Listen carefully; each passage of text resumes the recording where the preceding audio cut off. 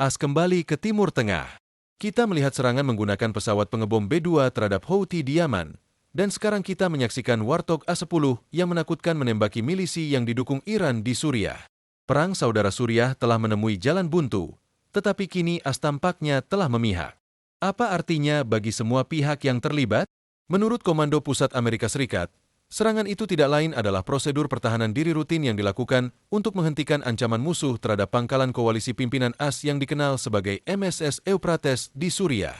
Pangkalan ini secara teratur bertukar tembakan dengan ISIS dan milisi yang berbasis di Iran di masa lalu.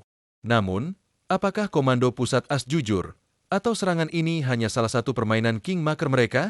Sebagai bukti keberhasilan mereka, beberapa video muncul di platform seperti X dan Telegram, menunjukkan sebuah Warthog yang diduga menyerang konvu di dekat Deir ez-Zor, menghancurkan bunker militan, serta menetralkan sekitar 50 militan bersama selusin kendaraan lapis baja dan peralatan teknis mereka.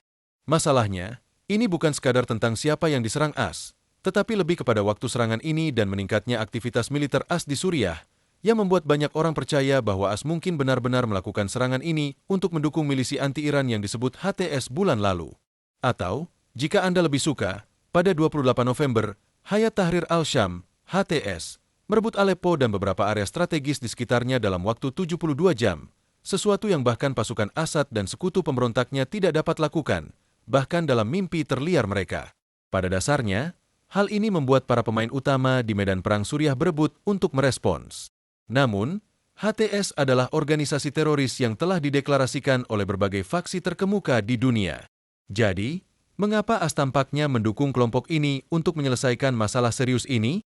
Mayor Jenderal Pat Ryder, Sekretaris Pers Pentagon untuk Angkatan Udara, mendukung klaim Komando Pusat mengenai maksud di balik serangan ini dengan menyatakan bahwa mereka bertindak dalam rangka membela diri terhadap serangan mortir yang disiapkan untuk menyerang MSS Euphrates. Serangan tersebut juga menghancurkan 3 truk artileri roket, sebuah tank T-64, kendaraan pengangkut personel bersenjata, serta baterai mortir. Pasukan Demokratik Suriah, SDF, yang diharapkan mendapat keuntungan dari serangan A-10 ini, seringkali terlibat dalam konflik dengan milisi yang didukung Iran yang bercokol di sepanjang sungai Efrat. Serangan udara AS untuk mendukung SDF mungkin menjadi satu-satunya faktor yang menjaga milisi tersebut tetap berada di Teluk. Bukankah lebih masuk akal jika AS memainkan kedua peran di sini, menyerukan pembelaan diri sambil secara strategis menargetkan musuh demi keuntungan sekutunya? Tujuan utama SDF adalah menjaga milisi ini tetap jauh dari jangkauan bandara Deir ez-Zor dan jalan-jalan utama di sekitarnya. Serangan udara Warthog AS yang dilakukan tepat ketika ada ancaman yang akan segera terjadi menunjukkan bahwa AS bertindak secara strategis untuk mengubah dinamika pertempuran. Meskipun Amerika Serikat hanya memiliki sekitar 900 tentara di Suriah, awalnya ditugaskan untuk memerangi ISIS, dan kekuatan udaranya tidak cukup besar untuk membuat perbedaan besar di lapangan, koordinasi yang tepat tampaknya memungkinkan mereka untuk tetap berperan dalam konflik ini. Kita semua dapat berasumsi bahwa AS telah menggerakkan SDF di garis depan dengan mengerahkan aset dan dukungannya. Tampaknya AS ingin mempertahankan tingkat kendali tertentu atas situasi ini, alih-alih mendorong perdamaian cepat dan mengakhiri konflik seperti yang awalnya diinginkan. Sementara AS memegang kendali, sekutunya juga bergerak di samping. Israel, misalnya, meluncurkan serangan lintas batas ke wilayah Suriah pada 8 Desember 2024 dalam upaya merebut zona penyangga yang dianggap sebagai ancaman potensial terhadap perbatasannya jika kelompok yang salah naik ke tampuk kekuasaan. Jelas, ada banyak hal yang terjadi di sini, dan konflik ini kemungkinan akan berkembang melampaui batas perang saudara Suriah, terutama karena semua pemain utama yang terlibat memiliki kepentingan kritis yang dipertaruhkan. Namun, pertanyaan yang menarik adalah, mengapa A-10 Warthog yang dipilih untuk misi ini? Dan apa yang membuat AS mengirimkan pesawat ini ke Suriah sejak awal? Republik A-10 Thunderbolt II, atau yang lebih dikenal sebagai Warthog, dulunya adalah mimpi buruk bagi siapapun yang menghadapinya. Pesawat ini dirancang dan dikembangkan pada tahun 1972 selama Perang Dingin untuk menghadapi unit lapis baja Rusia. A-10 Warthog adalah pesawat turbofan kembar yang mampu memberikan pukulan mematikan terhadap konvu lapis baja atau kelompok personel musuh. Di bagian depannya terdapat meriam otomatis putar GAU-8 Avenger kaliber 30 mm, senjata berkekuatan tinggi yang mampu menembakkan peluru pembakar dan peledak tinggi, menghancurkan kendaraan lapis baja hingga berkeping-keping.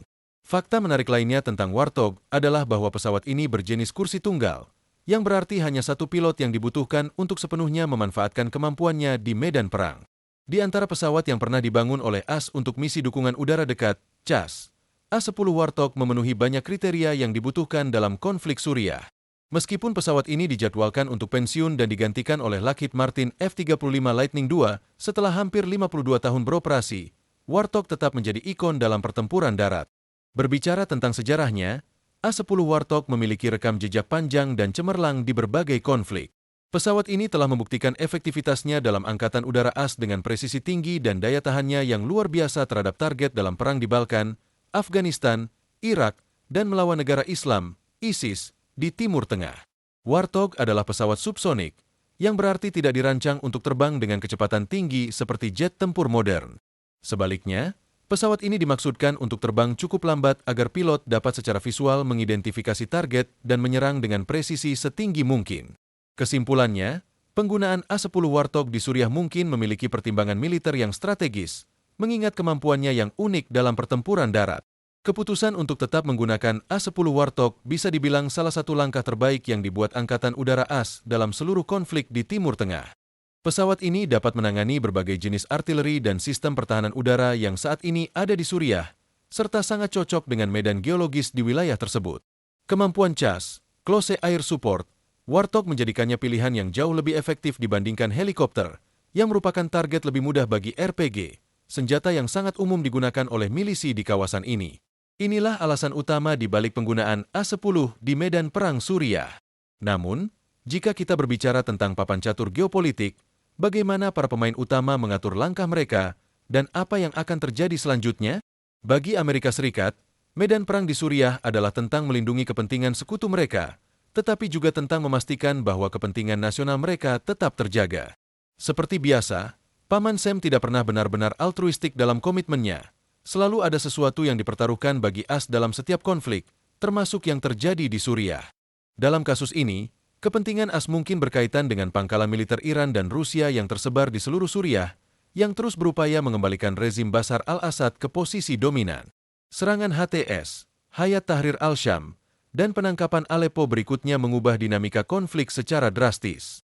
Bagi Assad, hal ini mungkin menjadi pukulan terakhir bagi pemerintahannya. Mungkin itulah sebabnya ia menganggap larian ke Moskow sebagai langkah terbaik saat ini. Dan tampaknya, itulah yang ia lakukan. Hal ini kemudian diperkuat oleh ribuan video yang beredar, menunjukkan istananya dirusak oleh tentara pemberontak. Pasukan elit Rusia, Spetsnaz, juga tampaknya terkejut dengan serangan HTS ini. Beberapa laporan bahkan menunjukkan pasukan Rusia menarik diri dari pangkalan mereka di Suriah, dengan pemberontak menyergap mereka dalam perjalanan keluar. Apakah ini berarti kita akhirnya memiliki pemenang di sini? Apakah HTS akan menjadi kelas penguasa berikutnya di Suriah? Jawabannya, tidak sesederhana itu. Sementara HTS telah mengambil posisi yang kuat dan tampaknya lebih mengendalikan situasi, pasukan pemberontak lainnya tidak akan menyerah begitu saja. Belum lagi, keberadaan SDF yang didukung AS menciptakan konflik kepentingan serius dengan HTS. Namun, HTS mungkin bisa menemukan sekutu baru dalam Tentara Nasional Suriah, SNA, yang didukung Turki. Jika kedua kekuatan ini bergabung, secara teori mereka bisa mengalahkan sebagian besar kekuatan lain di wilayah tersebut. Meski begitu, faktor utama yang akan menentukan arah konflik ini adalah rakyat Suriah sendiri. Banyak warga Suriah tidak ingin hidup di bawah hukum syariah yang diperjuangkan oleh sebagian besar kelompok pemberontak. Namun, mereka juga cenderung mendukung kepentingan regional yang dapat membawa stabilitas dan, mungkin, demokrasi ke wilayah tersebut. Jika kelompok-kelompok pemberontak mampu memanfaatkan sentimen ini, banyak warga Suriah tidak ingin hidup di bawah hukum syariah yang diperjuangkan oleh sebagian besar kelompok pemberontak. Namun, mereka juga cenderung mendukung kepentingan regional yang dapat membawa stabilitas dan, mungkin, demokrasi ke wilayah tersebut. Jika kelompok-kelompok pemberontak mampu memanfaatkan sentimen ini, mereka bisa bergerak melalui kota-kota dan merebut wilayah tanpa perlawanan berarti. Dari sudut pandang logistik, ini bisa dianggap sebagai kemenangan besar bagi Rusia, karena mereka dapat mengurangi komitmen militernya di Suriah pada saat sebagian besar pasukannya terfokus pada perang di Ukraina. Sementara itu, Hizbullah sedang berperang melawan Israel, sehingga Iran kemungkinan tidak akan banyak membantu dalam konflik Suriah saat ini. Ini juga berarti bahwa kelompok ekstremis seperti ISIS dan ISIL dibiarkan bertahan sendiri, tanpa dukungan signifikan dari aktor negara manapun. Kini, Amerika Serikat, Turki, SDF dengan SNA, dan HTS, atau yang kini menyebut diri mereka Komando Operasi Militer, tampaknya menjadi kekuatan utama yang akan menentukan nasib Suriah. Dengan Assad dan angkatan bersenjata Suriah keluar dari permainan, perang ini kini bergantung pada kepentingan para aktor yang tersisa. Secara realistis, konflik ini telah berlangsung cukup lama, tetapi posisi strategi Suriah terlalu penting untuk diabaikan oleh Amerika Serikat. Serangan A-10 Warthog ini mungkin hanyalah yang pertama dari serangkaian misi yang akan mengubah dinamika konflik dalam beberapa bulan mendatang.